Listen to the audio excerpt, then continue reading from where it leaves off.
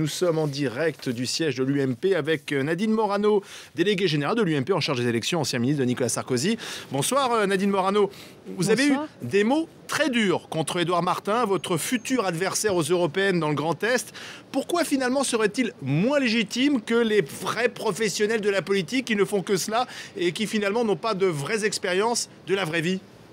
Mais parce que moi je vous suggère de lire la presse régionale chez nous et vous comprendrez ce que pensent les syndicalistes de Florange, les ouvriers de Florange, en disant ça fait longtemps qu'il avait arrêté de faire du syndicalisme et qu'il avait changé de camp.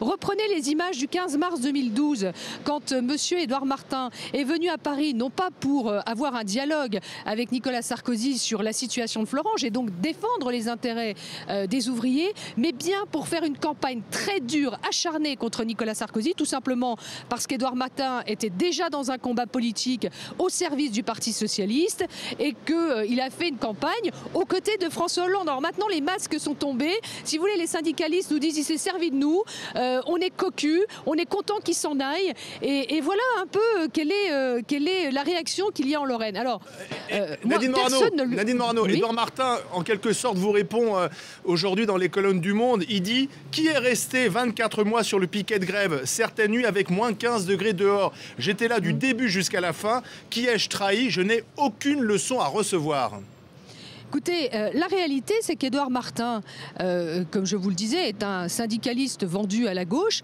par son manque de sincérité.